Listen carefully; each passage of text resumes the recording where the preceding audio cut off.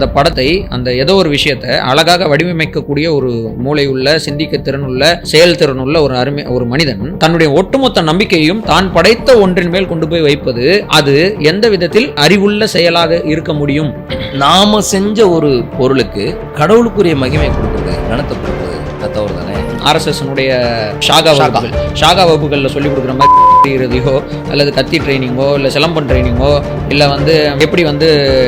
எப்படி நீங்கள் டார்கெட் பண்ணி அவங்க கிட்ட இருந்து தகவலை வாங்கி அவங்கள தாக்கணுன்றதையோ, இந்த மாதிரி விஷயங்கள் எல்லாம் நம்ம என்ன செய்யறது இல்லை, சொல்லிக் கொடுக்குறது. ஏதோ அல்லேலுயா, ஆமேன், பிரைஸ் த லார்ட், ஸ்தோத்திரம், ஆத்மாவே கர்த்தரை ஸ்தோத்திரி, இதெல்லாம் மந்திரங்கள் கிடையாது. ஆமேன்னா என்ன அர்த்தம், அல்லேலுயானா என்ன அர்த்தம், ஸ்தோத்திரம்னா என்ன அர்த்தம், என் ஆத்மாவே கர்த்தரை ஸ்தோத்திரின்னு சொல்கிறோமே கடைசியாக முடிச்ச உடனே அதனால் என்ன அர்த்தம்? மகாவிஷ்ணு என்று சொல்லக்கூடிய ஒரு நபர் ஒரு ஸ்கூலுக்குள்ளே போகிறாரு. ஸ்கூலுக்குள்ளே போயிட்டு நிறைய விஷயங்கள் பேசுகிறாரு. ஒரு ஆசிரியர் அதற்கான எதிர்ப்பு, மாற்றுத்திறனாளி ஆசிரியர் அதற்கான எதிர்ப்பு தெரிவிக்கிறார். இப்போ கேஸ் ஆச்சு, இப்போ அவர் கைது பண்ணலாம், அந்த மாதிரி விஷயங்கள் எல்லாம் போயிட்டு இருக்கு சூழ்நிலையில். நான் என்ன கேள்வி கேட்குறேன்னா, இந்த பள்ளி பருவ பிள்ளைகளுக்கு ஆன்மீகம் என்பது தேவைதானா? இந்த மகாவிஷ்ணு அப்படின்றவர் ஒரு கேள்வி ஒன்று கேட்குறாரு, அந்த ஆசிரியர்கிட்ட கேட்குறாரு.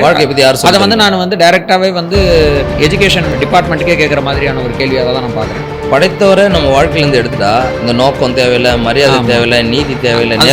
அந்த ஆங்கிள் உலகம் இன்னைக்கு அப்படிதான் கட்டமைக்கப்பட்டது. பூர்வ ஜென்மம்னு ஒன்று இருக்குதா, மறுஜென்மம்னு இருக்குதா, 7 பிறவின்னு இருக்குதா, பாவம் புண்ணியம்னா என்ன?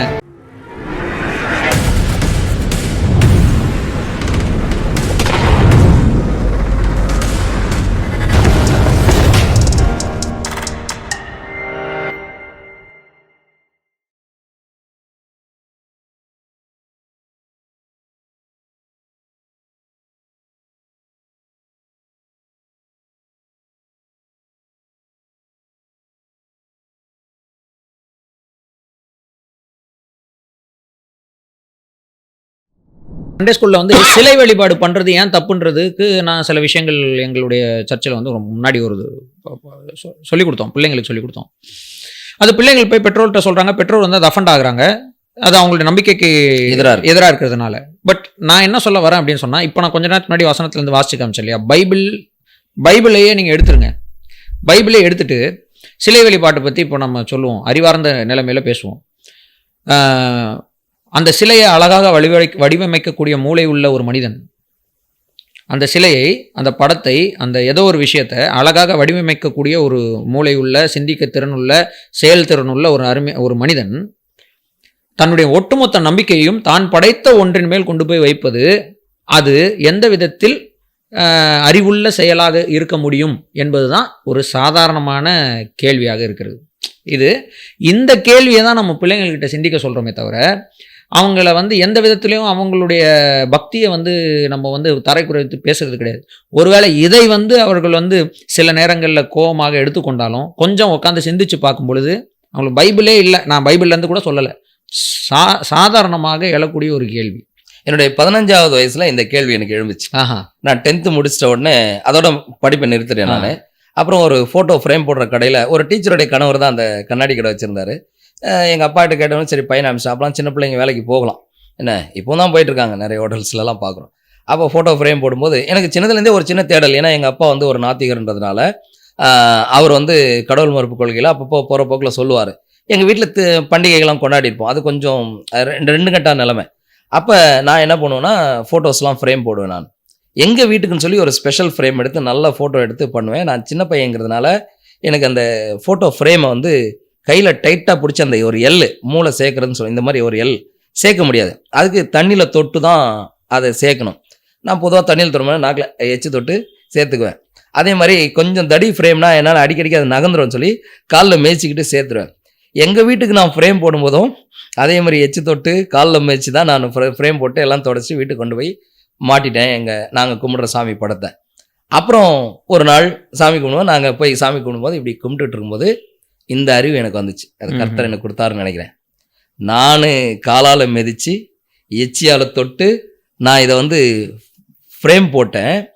இப்போ இதையே நான் வணங்கிக்கிட்டு இருக்கிறேனே அப்படின்ற ஒரு சின்ன பொறி தட்டி, அதுக்கப்புறம் தான் எங்கள் அப்பா சொன்னதெல்லாம் நான் கொஞ்சம் கேட்டு படிக்க வச்சு, பிறகு தான் நான் என்னுடைய மதத்திலேருந்து நான் என்னை நானே விடுவிச்சுக்கிட்டு வெளியேறி, அதன் பிறகு கடவுள் யாருன்னு தேடின பொழுது கடவுள் எனக்கு தன்னை வெளிப்படுத்தினார். அதான் என்னுடைய சாட்சி. நான் இந்த நிகழ்ச்சியில் இப்படி சொல்ல வேண்டியதாகிடுச்சு. அப்போ நாம் செஞ்ச ஒரு பொருளுக்கு கடவுளுக்குரிய மகிமையை கொடுக்கறது, கனத்தை கொடுக்கறது அது தவறு தானே? அதை தான் நம்ம சொல்றோம். அதுதான் இதை நான் எந்த பைபிள் படிச்சும் நான் தெரிஞ்சுக்கலாம்.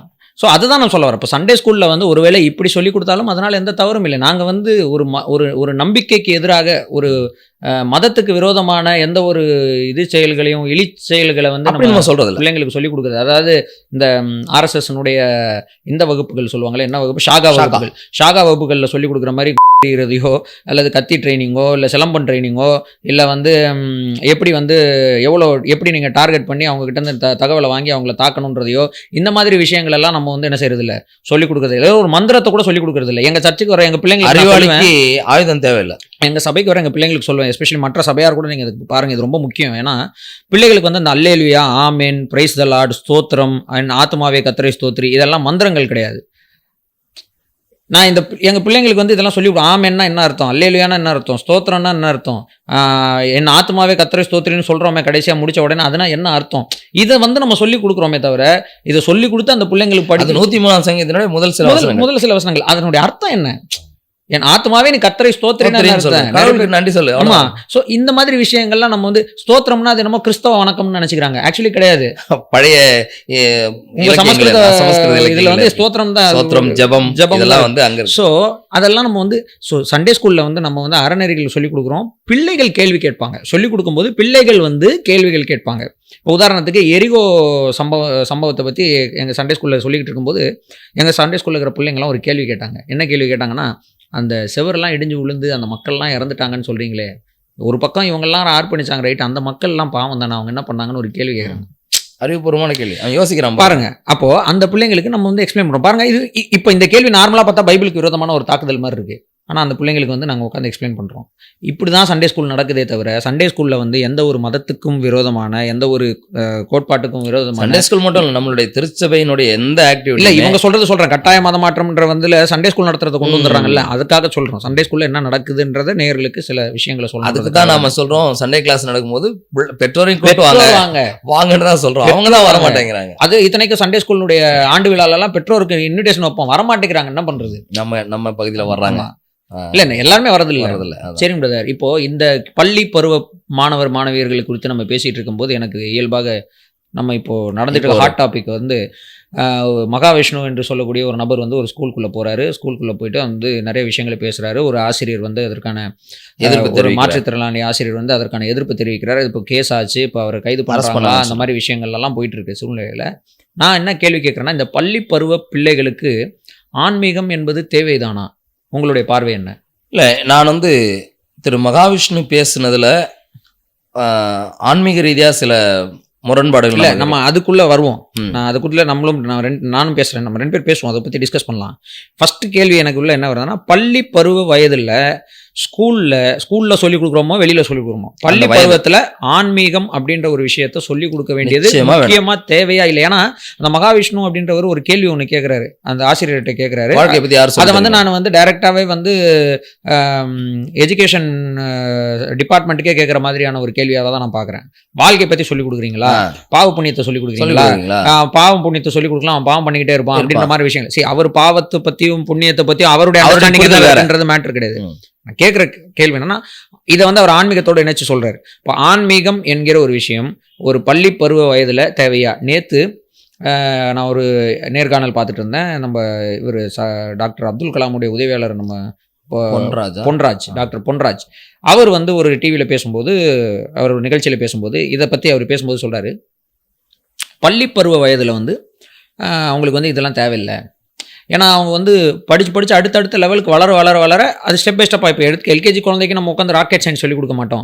அந்த மாதிரி பள்ளி பருவத்தில் வந்து இதை பற்றிலாம் சொல்லிக் கொடுக்கணும் அவசியம் இல்லை. பருவம் வர அதை நம்ம வந்து சொல்லிக் கொடுக்கலாம் அப்படின்ற மாதிரி ஒரு கருத்து ஒன்று சொல்கிறாரு. முழுவதுமாக அந்த வீடியோ பார்க்கல, பட் அந்த தொனியில் சொல்கிறாரு. நான் உங்ககிட்ட நம்ம ஜென்ரலான ஒரு டிஸ்கஷன் தான், இந்த வயதில் ஆன்மீகத்தை பற்றி சொல்லிக் கொடுக்க வேண்டிய அவசியம் இருக்கா? சின்ன வயசு பிறந்த குழந்தையிலேருந்தே நம்ம சொல்லிக் கொடுத்து தான் ஆகணும். ஏன்னா இன்னைக்கு இருக்கக்கூடிய கல்வி முறையில் இல்லைங்க, எதை ஆன்மீகம் சொல்கிறீங்கன்னு சொல்லிட்டு அதுக்கப்புறம் அந்த ஆன்மீகத்தை சொல்லிக் கொடுக்கலாமா அப்படின்றது நீங்கள் சொன்னீங்கன்னா பெட்டராக இருக்கும். ஆன்மீகம் என்றால் என்னன்ற ஒரு எக்ஸ்பிளேஷன். ஏன்னா ஒவ்வொருத்தரும் ஒன்று சொல்கிறாங்க, ஆன்மீகம்னா முற்றிலும் துறப்பது அப்படின்னு ஒருத்தவங்க சொல்கிறாங்க, எந்த ஆசையுமே இல்லாமல் இருப்பது தான் ஆன்மீகம். சிம்பிளாக சொல்லணும்னா கடவுள் நம்பிக்கை. கடவுள்னு ஒருத்தர் இருக்கிறாரு, அவரை நம்புறது, நம்பி அவருடைய கோட்பாடுகள், ஒரு மதத்துக்கும் ஒரு கோட்பாடு இருக்கும், அவர் சொன்னது, அவர் என்ன சொல்றாரு, இறை வழிபாடு, இறை நம்பிக்கை, இறை நம்பிக்கைன்னு சொல்லும்போது இறை நம்பிக்கை எங்க கொண்டு போய் நிறுத்தோம்னு சொன்னா நம்ம மறுமைக்கு கொண்டு போவோம். இந்த உலகத்துல இருக்க எல்லா நம்பிக்கையும் இந்த உலகத்தோட முடிஞ்சிடும். கடவுளை நம்புறது மட்டும் மரணத்துக்கு பிறகு உள்ள ஒரு வாழ்க்கையை குறித்து இறை நம்பிக்கையில தான் நம்ம சொல்லணும். இந்த எந்த மதமா இருந்தாலும் நம்ம சொர்க்கம், நரகம், பரலோகம், பாதாளம் இப்படி நிறைய இருக்கு. ஓகே, இறை நம்பிக்கைன்னு வச்சுக்க, அதான் இறை நம்பிக்கை. இப்போ ஓகே, இப்போ இறை நம்பிக்கையை பள்ளி பருவ வயதிலே கற்றுக் கொடுக்க வேண்டிய அவசியமான்னு கேட்டதுக்கு நீங்க சொன்னீங்க பிறந்ததுலேருந்தே கற்றுக் கொடுக்க. அதுல இருந்து அப்படி கண்டினியூ பண்ணுங்க. அதான் ஏன் அப்படின்னா இன்னைக்கு கடவுள் இல்லாத தத்துவங்கள் தான் இன்னைக்கு உலகத்துல இருக்குது. அதுதான் சரி, அதுதான் அறிவியல் நினைச்சிட்டு இருக்காங்க. நம்ம ஏற்கனவே நம்மளே வேற சீசன்லலாம் பேசியிருக்கோம், வேற அமர்வுகள்லாம் பேசியிருக்கோம். என்னன்னு சொன்னா கடவுள் இல்லாத எதுவுமே வந்து அறிவுன்னு சொல்ல முடியாது. கடவுள் கொடுக்கக்கூடிய அந்த என்ன சொல்றது, கடவுளை அறிதலே ஞானம் இல்லையா, பைபிள தான் சொல்லுது. கடவுள் இல்லாத உங்களுடைய தத்துவங்கள்ல என்ன உயிர் இருக்குது? கடவுள் இல்லாத தத்துவங்கள் இருக்கிறதுனால தான் அதான் அவர் திரு மகாவிஷ்ணு சொன்னார், இவன் பாவ புண்ணியத்தை பற்றி தெரிஞ்சுக்கலன்னா அவன் பாவம் பண்ணிட்டு இருப்பான். இன்னைக்கு எல்லாரும் ஏதோ ஒரு முரட்டாட்டமான ஒரு நிலைமையில தான் இருந்துட்டு இருக்காங்க. ஏன் அப்படின்னு சொன்னா கடவுள் இல்லைன்னு அவன் நம்புறதுனால, சயின்ஸே நமக்கு போதும்னு நம்புறதுனால அவன் வந்து ஒரு பக்தி உள்ளவனாக வளரல. என்னுடைய வாழ்க்கையில் அப்படிதான். சின்ன வயசுலேருந்து ஒரு குங்குமம் போட்டு இல்லாமல் என்னை பார்க்கவே முடியாது. நான் குளிச்சுட்டு வரும்போது வேணால் பார்க்கலாம். வந்த உடனே நான் பண்ணுற முதல் வேலை ஒரு குங்குமம் போட்டு. அவ்வளோ பக்தி மார்க்கத்தோடு வளர்க்கப்பட்ட ஒரு பையன் நான். நல்லா தான் இருந்தேன், பெரியவங்களை மதித்தேன், நல்ல கெட்ட வார்த்தை எதுவும் பேசலை. ஒரு கட்டத்தில் வந்து கடவுள் மறுப்பாளனாக நான் மாறின பிறகு ஒரு பெரிய முரடனாக போயிட்டு பெரியவங்களை மதிக்காமல் கெட்ட வார்த்தை பேச, கெட்ட பழக்கங்களை மாறிட்டேன். பெரியவங்களை ஏன் மதிக்க வேண்டும்? எல்லா பெரியவங்களையும் மதிக்க வேண்டிய அவசியம் இல்லை, எப்படியெல்லாம் யோசிக்க ஆரம்பிச்சிடறாங்க. அதான் அது எல்லாமே காரணம். ஒரு மனுஷனுடைய வாழ்க்கையிலேருந்து கடவுளை மட்டும் எடுத்துட்டா அவன் எதுக்குமே பயப்பட மாட்டான். பாவ புண்ணியம், அதாவது நீதி அப்படிங்கிற ஒன்றை வந்து கடவுள் தானே வகுக்கிறாரு. எது நீதியாக இருக்குமா? இப்போ எனக்கு நீதின்னு தோன்றது உங்களுக்கு அநீதியாக இருக்கும், உங்களுடைய நீதி எனக்கு அநீதியாக இருக்கும். அப்போ எதுதான் உண்மையில நீதின்னு சொன்னா நீதிக்கு ஒரு ஸ்கேல், ஒரு ஸ்கேல் இருக்கணும் இல்லையா? அதை யார் வகுக்கிறதா? அது கடவுள் மட்டும் தான் வகுக்கும். ஸோ பேசிக்காக குழந்தைங்களுக்கு அவங்க அறிவு வளர்ந்து வரக்கூடிய அந்த சூழ்நிலையிலேயே இறைப்பற்று, சரி அது தவறு இது என்பதை போதித்து அந்த சரியும் தவறையும் நியாயம் தீர்க்கிற நியாயாதிபதியாக இருக்கக்கூடிய கடவுளை பற்றி சொல்ல வேண்டியது அவசியமாக இருக்குது. ஏன்னா பைபிள்லாம் அதான் சொல்லியிருக்கு. பிரசங்கின் புஸ்தகத்தில் நம்ம பார்க்குறோம், வாலிபனே அப்படின்னு போட்டிருக்கு. அது வாலிபம் கிடையாது, அது வந்து it speaks about young age. எல்லா யங் ஏஜும் குறிக்குது. வாலிபனே உன் இளமையில சந்தோஷம் இல்ல, உன் இளமை பிராயத்திலே உன் சிருஷ்டிகரை நினை. உன்னுடைய சின்ன வயசுலேயே உன்னை படைத்தவரை பற்றிய அறிவு உனக்கு வேணும். நீயே அவர் என்ன செய்ய நினை அப்படின்னு நம்ம சொல்கிறோம். இப்போ ஸோ அவரை நாம் அறிந்து கொள்ளும்போது, என்னை படைத்தவரை நான் அறிந்து கொள்றதுக்கான பயணம் என்பது தான் இந்த உலகத்தில் படைக்கப்பட்ட ஒருவனுக்கான நோக்கமாக இருக்க முடியும். ஏன்னா அப்போதான் என்னை படைத்தவர் நான் எப்படி இருக்க வேண்டும் என்று எனக்கு சொல்லியிருக்கிறார் என்ற அடிப்படையில் வாழும் பொழுது என் படைத்தவர் எனக்காக வைத்திருக்கிற நோக்கம் என் வாழ்க்கையில் நிறைவேறும் அப்படின்ற ஆங்கிள் வந்து நம்ம அதுதான் அந்த படைத்தவரை நம்ம வாழ்க்கையிலேருந்து எடுத்துட்டா இந்த நோக்கம் தேவையில்லை, மரியாதை தேவையில்லை, நீதி தேவையில்லை, அந்த ஆங்கிள் உலகம் இன்னைக்கு அப்படிதான் கட்டமைக்கப்பட்டோம். அந்த ஆங்கிள் தான் நம்ம வந்து இதை வந்து எக்ஸ்பிளைன் பண்றோம். விவிலிய கண்ணோட்டத்தில் பார்க்கும்போது அப்படிதான் நம்ம எக்ஸ்பிளைன் பண்றோம். உன்னை உருவாக்கினவர் உன்னை எதற்காக படைத்தார் என்பதை நீ அறிந்து கொள்ள வேண்டும்னா முதல்ல நீ உருவாக்கினவரை அறிந்து கொள். உன்னை உருவாக்கினவரை நீ அறிந்து கொண்டால் நீ எதற்காக உருவாக்கப்பட்டாய் என்றதை அவர் மூலமா அறிந்து கொள்ளலாம். அவர் மூலமா எதற்காக உருவாக்கப்பட்டாய் என்று அறிந்து கொண்டால் அதை நீ செய்யலாம். என்ன செய்ய முடியுமோ அதை நீ செய்யலாம். அது உன்னுடைய செய்கை வந்து நீதியா. அதுதான் வந்து கென்ட் ஹோவிண்ட்னு ஒரு அருமையான ஒரு சயின்ஸ் டீச்சர் இருந்தார். அவர் இப்படி சொல்லுவார், BIBLE அப்படின்ற ஆக்ரானிம் கொண்டு சொல்லுவார், பேசிக் இன்ஸ்ட்ரக்ஷன் பிஃபோர் லீவிங் எர்த் அப்படின்னு. அது அந்த உலகத்தை விட்டு போறதுக்கு முன்னாடி தேவைப்படுற அடிப்படை அறிவுரைகள். அப்போ அப்படின்னு அவன் சொல்லுவார். அதான் பைபிள் நம்ம முற்றிலுமா டிஃபைன் பண்ணிட முடியாது, சொல்றது அவர் சொல்லுவார். அது வந்து சின்ன வயசுல ஆக்சுவலாக நான் ரொம்ப யங் ஏஜ்ல வந்து அந்த ஸ்பீச் கேட்டேன். அப்படி கேட்கும்போது எனக்கு இன்னும் அது மைண்ட்ல இருக்கிறதுனால அதை எனக்கு புரிஞ்சிக்க முடியுது, ரிலேட் பண்ணிக்க முடியுது. சரி, இப்போ நம்ம இதை பத்தியும் கொஞ்சம் பேசலாம். நான் என்ன யோசிக்கிறேன்னா, நெக்ஸ்ட் எபிசோட்ல நம்ம சயின்ஸ் அண்ட் நாத்திகம் அதை பத்தி பேசலாம். நான் இந்த எபிசோட்ல இன்னும் நமக்கு டைம் இருக்கு. ஸோ இதுல வந்து நம்ம என்ன இன்னும் கொஞ்சம் இந்த பாவ புண்ணியம், பூர்வ ஜென்மம், இந்த மாதிரி டாக்ஸ் வந்து இப்போ ரொம்ப ஜாஸ்தியாக இருக்குது. நான் வந்து ஒருத்தர் பேசுனது இதை பற்றிலாம் நான் பேச விரும்பல. இதை பற்றின ஆவல் இப்போ அதிகமாகிடுச்சு. இதை பற்றி பேசாத உரையாடல் பொது இருந்துச்சு. பூர்வ ஜென்மம்னு ஒன்று இருக்குதா, மறு ஜென்மம்னு இருக்குதா, 7 பிறவின்னு இருக்குதா, பாவம் புண்ணியம்னா என்ன, இந்த மாதிரி விஷயங்கள்லாம் இருக்குது இல்லையா. சொல்லிடுங்க. இதை பற்றி பேசலாம் அப்படின்னு நினைக்கிறேன்.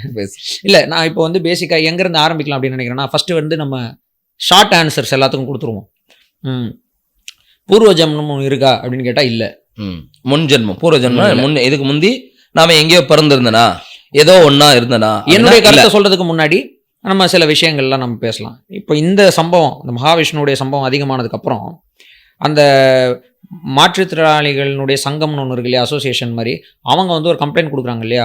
அதில் ஒரு மாற்றுத்திறனாளி ஒரு ஆசிரியர் இடத்துல ஒருத்தர் நேர்காணல் பண்ணுறாரு, சன் டிவியிலேருந்து நேர்காணல் பண்ணுறாரு. பண்ணும்போது அவர் கேட்குறாரு ஒரு கேள்வி.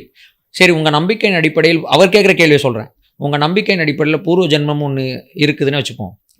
இந்த ஜென்மத்தில் குறைகளோடு, உடல் குறைகளோடு பிறக்கக்கூடியவர்கள் பூர்வ ஜென்மத்தில் செஞ்ச பாவத்தினால தான் இப்படி பிறக்கிறாங்கன்னே வைத்துக்கொள்வோம். அவர் கேட்குறாரு. அவர் சொல்கிற ஒரு தலையில் நெத்தியில் வந்து குங்குமம் ஒரு இது வச்சிருக்கிறார். ஸோ நம்ம அடையாளப்படுத்திக்கலாம், அவர் இறை நம்பிக்கை உள்ளவர்னே நம்ம வந்து என்ன பண்ணிக்கலாம், அடையாளப்படுத்திக்கலாம். சரி, ஸோ ஒரு இறை நம்பிக்கை உள்ள ஒரு மாற்றுத்திறனாளி ஒரு ஆசிரியர் வந்து ஒரு கேள்வி கேட்குறாரு. யாரை பார்த்து கேட்குறாரு அப்படின்னு சொன்னால், இந்த கோட்பாடை நம்புகிற எல்லாரையும் பார்த்து கேட்கிறார். அவர் வந்து சன் டிவிக்கு பேட்டி கொடுக்கும்போது சொல்கிறார், இவங்களை பற்றி, இந்த கோட்பாடு இருக்கு இல்லையா, பாவம் புண்ணியம், பூர்வ ஜென்மம், பூர்வ ஜென்மத்தில் வந்து பாவம் செய்கிறதுனால தான் இந்த ஜென்மத்தில் வந்து குறை உள்ளவர்களாக பிறக்கிறார்கள், உடல் நிலைமையில் திறனற்றவர்களாக பிறக்கிறார்கள்லாம் சொல்கிறாங்க இல்லையா. அதுக்கான காரணம் வந்து பூர்வ ஜென்ம பாவம், பூர்வ ஜென்மத்தில் புண்ணியம் அப்படின்ற விஷயத்த பேசுகிறாங்க. இதுக்கு அந்த மாற்றுத்திறனாளி ஒரு ஆசிரியர் வந்து ஒரு கேள்வி கேட்குறாரு. என்ன கேட்குறாருன்னா, பூர்வ ஜென்மத்தில் இப்படி பண்ணதுனால தான் இப்போ நாங்கள் வந்து இந்த மாதிரி பிறக்கிறோம், சரி, மாற்றுத்திறனாளிகளாக பிறக்கிறோம், இல்லை ஏதாவது ஒரு நிலைமையில் பிறக்கிறோம் அப்படின்னு சொன்னால், பூர்வ ஜென்மத்தில் நான் என்ன பாவம் செஞ்சேன் அப்படின்றதுக்கான தண்டனை தான் இது அப்படின்ற உணர்வை கடவுள் ஏன் எங்களுக்கு தரதில்லை. ஒருவேளை அப்படி உணர்வை எங்களுக்கு தந்தா இந்த ஜென்மத்தில் நாங்கள் என்ன செய்ய முடியும், திருத்தி கொள்ள முடியும். அப்போது திருத்துவதற்காக தான் ஒரு ஜென்மத்தை தராருன்னு சொல்கிறீங்க. ஆனால் நான் எந்த பாவம் செஞ்சதுக்காக இப்படி பிறந்திருக்கிறேன்றதே எனக்கு தெரியலன்னும் போது அது எப்படி ஒரு நியாயமான தண்டனையாக இருக்க முடியும்? அப்படி ஒரு நியாயமற்ற தண்டனையை கொடுக்கிறவர் எப்படி கடவுளாக இருக்க முடியும்ன்ற ஒரு கேள்வி எழுப்புறாரு. கடவுளுடைய இருப்பே, எக்ஸிஸ்டன்ஸ் ஆஃப் காடே கேள்வி இல்லை. அவர் எக்ஸிஸ்டன்ஸ் ஆஃப் காட கேள்வி கேட்கல, இப்படிப்பட்டவர் எப்படி கடவுளாக இருக்க முடியும் தான் கேட்கிறாரு. தன்மை நான் உங்களுக்கு ஸ்டார்டிங்லேயே சொன்னல, அவர் போட்டிருந்தாருன்னு. ஸோ அவர் வந்து இறை நம்புகிறவராக தான் நினைக்கிறேன். அவரோட லாஜிக்கான கேள்வி வந்து ரொம்ப முக்கியமான விஷயம். எப்படி கடவுளா, என் பையன் வந்து ஒரு தவறு செய்யறான் அப்படின்னு சொன்னா எதற்காக அவனை நான் ஒரு ஏதாவது ஒரு தண்டனை உனக்கு தடுக்கிறேன் அப்படின்னா, ஏன் இந்த தண்டனை உனக்கு தரன்றதை உணர்த்தாம அந்த தண்டனையினுடைய பர்பஸ் வீணாதுல, அடுத்து செய்யக்கூடாதுன்றது தானே இந்த தண்டனையுடைய பர்பஸா இருக்கணும். அப்போ போன ஜென்மம் என்பது உண்மையாக இருந்தால், போன ஜென்மத்தில் நான் என்னவா இருந்தேன், என்னவா செய்து கொண்டிருந்தேன் என்ற எண்ணங்களும் ஞாபகங்களும் எனக்கு என்ன செய்யணும், இருக்கணும், வரணும். உணர்வு சிலர் வந்து இருக்கிறாங்க, சிலர் வந்து அதை வந்து என்ன பண்ணுறாங்க, பூர்வ ஜென்ம ஞாபகங்கள்லாம் எனக்கு இருக்குது, பூர்வ ஜென்மத்தில் நான் அந்த மகாராஜாவினுடைய பேரனாக அங்கே இருந்தேன், இருந்தேன். ஆனால் இப்படி சொல்கிறவங்க யாருமே நான் போன ஜென்மத்தில் ஒரு பன்னியாக இருந்தேன்னு இது வரைக்கும் சொல்லி நான் கேள்விப்பட்டதே கிடையாது. எல்லாருமே பார்த்தீங்கன்னா மகாராஜா இதுவாக இருந்தேன், போன ஜென்மத்தில் நான் வந்து பெரிய முனிவராக இருந்தேன்லாம் சொல்கிறாங்க. ஸோ இதெல்லாமே வந்து பார்க்கும் பொழுது ஒரு கேள்வி வருது, ஒரு மகாராஜாவா இருந்தவனை இங்கே வந்து ரொம்ப இழிவான ஒரு நிலைமையில வைக்கிறது தான் முன் ஜென்மத்தில் அவனுக்கு கிடைச்ச ஒரு விளைவு அப்படின்னா, பைபிள் அப்படி சொல்லலையே. நமக்கு வந்து இப்போ இவ்வளோ கஷ்டப்பட்டு கடவுளை கும்பிட்டு பக்தியோடு இருக்கக்கூடிய ஒருத்தனுக்கு மரணத்துக்கு பிறகு இன்னொரு பிறவில மனிதனை விட இழிந்த ஒரு ஜீவனா பிறக்கிறான்ற அந்த மாதிரி கான்செப்டே நம்ம ஏற்றுக்க முடியல. வேதம் அப்படி சொல்லலை நமக்கு. ஸோ பூர்வ ஜென்மம் அப்படின்ற கான்செப்டை விவிலிய கண்ணோட்டத்தில் நம்ம அணுகிறோம் அப்படின்னு சொன்னால், விவிலிய கண்ணோட்டம் வந்து மறு ஜென்மம் என்ற வார்த்தைகள் வந்து தமிழ் பைபிளில் வருது, இருக்கு. மறு ஜென்மம்ன்ற வார்த்தைகள் வருது, மறுஜென்மம் முழிக்கினால்ன்ற வார்த்தைகள்லாம் படுது, ரீஇன்கார்னேஷன் சொல்லுது, ரீஜெனரேஷன் சொல்லுது, இந்த பற்பல வார்த்தைகள்லாம் வந்து பயன்படுத்தி வேதாமத்தில் சொல்லப்பட்டிருக்கு. ரீஜெனரேஷன் சொல்லியிருக்கு, ரீபர்த் சொல்லியிருக்கு, இந்த மாதிரிலாம் சொல்லியிருக்கு. ஸோ பைபிள் சொல்லக்கூடிய மறுஜென்ம கான்செப்ட் பூர்வ ஜென்மத்தோடு சம்பந்தப்பட்டதா இல்லை. பூர்வ காலம் அப்படின்ற வார்த்தை பைபிளில் சொல்லப்பட்டிருக்குது, முந்தைய காலங்கிற பைபிளில் சொல்லப்பட்டிருக்குது. சில வார்த்தைகள்லாம் இருக்குது, லைக் என்னன்னா முற்காலத்திலே நீங்கள் அப்படின்லாம் சொல்லப்பட்டிருக்கு. அது முற்பிறவியை குறித்து சொல்லவில்லை. இந்த உலகத்திலேயே இப்போ இருக்கிற நிலைமையில இருந்து முன்னாடி இருந்த நிலை. ஆமாம், அதாவது வேதாகமத்தில் சொல்லப்படுகிற மறு ஜென்மம் அப்படின்ற வார்த்தையோ அல்லது மறுபிறப்பு என்கிற வார்த்தையோ திரும்ப ஒரு தாயினுடைய கர்ப்பத்துல உருவாகி வெளியே வரக்கூடிய ஒரு பிறப்பு அல்ல. இல்ல, அது வந்து அறிவுபூர்வமான ஒரு பிறப்பு, கடவுளை அறிவதன் மூலமாய் ஏற்படக்கூடிய ஒரு பிறப்பு. அப்போ அதுக்கு முன்னாடி உள்ள பிறப்பை தான் பைபிள் என்ன சொல்லுது அப்படின்னு சொன்னா, மனிதர்கள் பிறக்கும் பொழுது அனைவருமே பாவ இயல்போடு என்ன செய்யறாங்க. இதை நான் ஏன் இந்த வார்த்தையோடு பயன்படுத்துறேன் அப்படின்னு சொன்னா, பாவம்ன்ற வார்த்தைக்கு இந்த உலகத்துல இந்த மகாவிஷ்ணு போன்றோர் அவர்கள் பின்பற்றுகிற கோட்பாடுகளை பின்பற்றக்கூடியவர்கள் சொல்லக்கூடிய டெஃபினேஷன் வந்து பைபிள் சொல்லலை. இல்லை, இவர்கள் பாவம் என்பது எதை சொல்றாங்க அப்படின்னு சொன்னா, அவர்கள் வைத்திருக்கக்கூடிய புஸ்தகங்கள், அவர்கள் வைத்திருக்கக்கூடிய வேதங்கள், அவர்கள் வைத்திருக்கக்கூடிய விஷயங்களுக்கு விரோதமாக செய்கிற செய்கைகளை தான் பாவம் சொல்றாங்களே தவிர, நேச்சர் ஆஃப் சின்னை பத்தி அவங்க பேசுறது இல்லை, பாவ இயல்பை பத்தி பேசுறது இல்லை. பாவ இயல்பை பத்தி அவங்க எப்போ பேசுறாங்க அப்படின்னு சொன்னா, கடவுளே ஒரு சில பாவம் பண்றதுக்குன்னே படைச்சிருக்கான் அப்படின்னு சொல்லும்போது அங்கதான் பாவ இயல்பாக சொல்றாங்க. பாவம் பண்றதுக்குன்னே கடவுளே ஒருத்தனை படைச்சிருக்கும் போது அவன் ஒரு பாவின்னு கடவுளால் எப்படி சொல்ல முடியும்? அதானே, நான் படைக்கும் பொழுதே ஒருத்தனை பாவம் செய்யறதுக்காகவே படைச்சிருக்கேன் அப்படின்னு சொன்னா, நான் ஆக்சுவலி உனக்கு ஒரு வேலை கொடுத்துருக்கேன். பாவம் செய்யறது ஒரு வேலை, இறை வேலை நீ செய்கிறாய் தானே ஆகும். அப்படிதானே ஆகும் இல்லையா? ஸோ அது பாவம் அல்ல. ஸோ அந்த கான்டெக்ட்ல நம்ம பாவம்ன்ற வார்த்தையை பயன்படுத்தவில்லை. ஸோ பாவம்ன்ற வார்த்தையை வந்து இந்த நேர்காணலில் நான் என் பல 6ஆம் அறிவு நேர்காணலில் நான் தீமைன்ற வார்த்தையோடு தான் நான் இணைச்சு பயன்படுத்தியிருக்கிறேன். ஸோ தீமை அப்படின்றது வந்து மனுஷனுக்குள் இயல்பாக இருக்கக்கூடிய ஒரு இயல்பு.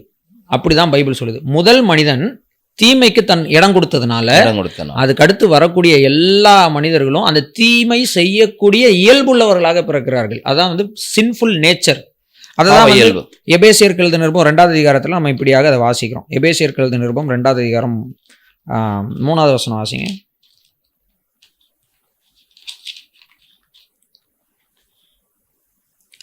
ஒரு காலத்தில் யூதர்களாகி நாங்கள் எல்லாருமே அவர்களை சேர்ந்தவர்களா இருந்தோம். இல்ல எபேசியர் 2வது அதிகாரம் 3வது வசனம். 3வது வசனம் தான் இந்த நான் ராஜரிகத்தில் வாசி. சரி, அப்போ 1லேருந்தே வாசிச்சிருங்க.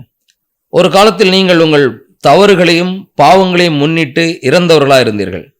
அப்பொழுது பாவமே உங்கள் வாழ்க்கை முறையாக இருந்தது.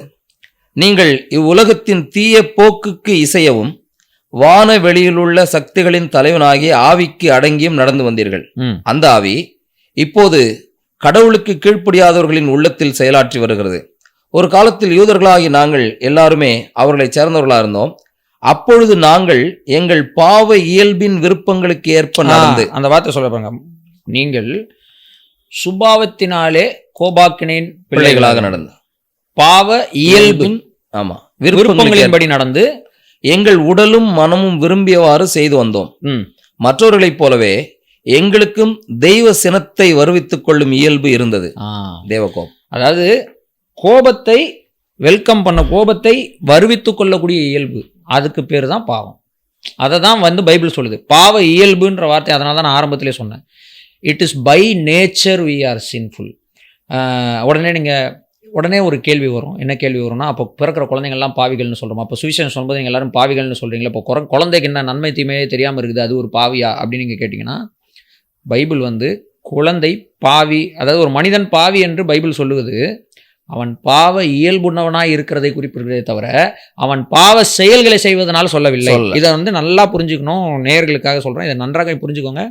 பைபிள் வேதாகமும் ஒருபோதும் ஒரு இடத்திலும் உங்களுடைய செய்கைகளின் அடிப்படையில் நீங்கள் பாவிகள் என்று பைபிள் சொல்லவே இல்லை. அதனால தான் நான் எடுத்த உடனே அந்த பாவம்ன்ற வார்த்தைக்கான டெஃபினேஷன் வந்து பைபிள் வேற மாதிரி சொல்லுதுன்றதை நான் உங்கள்கிட்ட சொன்னேன். முதல் மனிதன் கடவுளுக்கு விரோதமாக அவன் பாவி ஆனதுனால், அவனுடைய செய்கையினால அவன் பாவி ஆனதுனால, அதுக்கு அடுத்து அந்த பாவத்தினுடைய விளைவோடு தான் இந்த உலகத்தில் இருக்கிற எல்லா மனிதர்களும் பிறக்கிறோம். அந்த விளைவோடு தான் பிறக்கிறோம். என்னுடைய தகப்பனார் ஒரு தவறு செய்கிறாருன்னா அதனுடைய விளைவு என் குடும்பத்தை பாதிக்கும், சமுதாயத்தை பாதிக்கும். இந்த ரிப்பிள் எஃபெக்ட்னு சொல்லுவாங்க இல்லையா, சைக்காலஜிக்கலாக இப்படிலாம் சொன்னாங்க. இந்த மாதிரி டெர்மினாலஜி சயின்டிஃபிக்காக யூஸ் பண்ணால் தான் நம்ம ஆளுங்க நம்புவாங்க. இந்த ரிப்பிள் எஃபெக்ட் அப்படின்னு சொல்லுவாங்கல்ல, ஒரு இடத்துல ஒரு கல் போட்டால் அது என்ன பண்ணுது, அப்படியே ரிப்பிள் ஆகி அந்த கரை வரைக்கும் போய் தொட்டு திரும்ப கூட வரும்.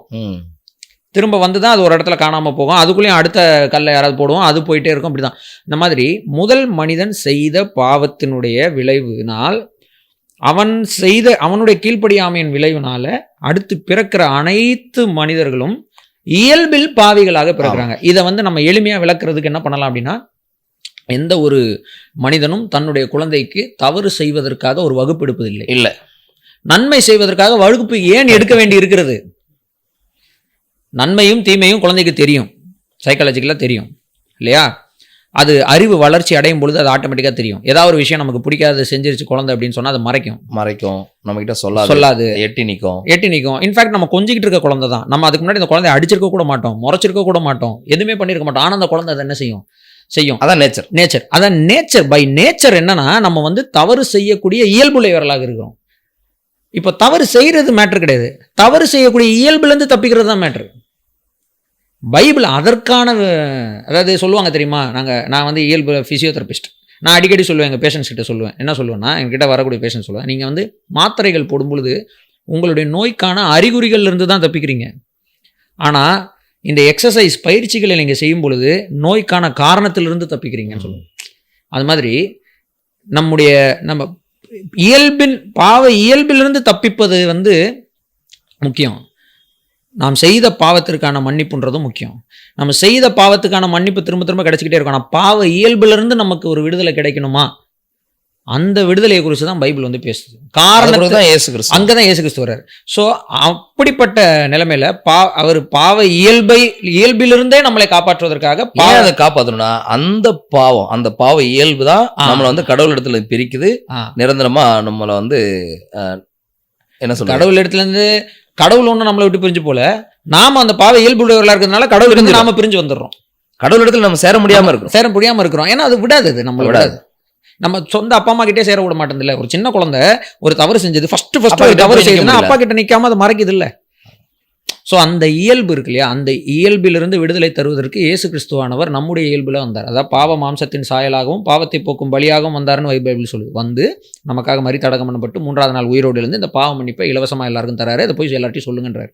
அதான் இந்த நிகழ்ச்சி மூலமா இதை சொல்றதுதான் நம்முடைய வேலையா இருக்கு. இதை போய் மதமாற்றம்னு சொல்றதுலாம் இல்லை. நடுவில் இந்த மாதிரி ஒரு தகவல் நான் கேள்விப்பட்டேன். இந்த சீமான் உட்பட பல பேர் இதை சொல்லுவாங்க. என்னன்னா பிரிட்டிஷர்ஸ் தான் வந்து என்ன பண்ணிட்டாங்க அப்படின்னா ஒரே கையெழுத்து கீழே எல்லாத்தையும் ஒரு மதத்துக்கு கீழே கொண்டு வந்துட்டாங்க. சுதந்திரத்துக்கு முன்னாடி எடுக்கப்பட்ட பிரிட்டிஷ் காலத்துல எடுக்கப்பட்ட மக்கள் தொகை கணக்கெடுப்புல எடுத்து பாருங்க, பல மதங்கள் வித்தியாசமான மதங்கள் குறிக்கப்பட்டிருக்குது. ஆனா பிரிட்டிஷ் காலத்துக்கு அப்புறம், அதாவது சுதந்திரத்துக்கு அப்புறம் எடுக்கப்பட்ட மதங்கள்ல இந்து, கிறிஸ்தவம், முஸ்லீம், சீக்கியம் அப்படின்னு தான் இருக்கு. ஈவன் பௌத்தம் கூட வந்து என்ன தனியா குறிப்பிடப்படல. யாரெல்லாம் கிறிஸ்தவர்கள் இல்லையோ, யாரெல்லாம் இஸ்லாமியர்கள் இல்லையோ, யாரெல்லாம் சீக்கியர்கள் இல்லையோ அவங்க எல்லாம் இந்துக்கள். இப்படியா இருக்கும். எதெல்லாம் கழுதை இல்லையோ, எதெல்லாம் குதிரை இல்லையோ அதெல்லாம் பசுன்னு சொல்ல முடியுமா? ஆனா இந்து அப்படின்னா யாருன்னு சொல்லி எந்த வேதங்கள்லயும் இல்ல. அதாவது இந்துன்ற பேர் வந்து சமஸ்கிருத வேதங்கள்லயோ பண்டைய தமிழ் இலக்கியங்கள்லயோ இல்ல, வரலாற்று ஆவணங்கள்ல இல்ல.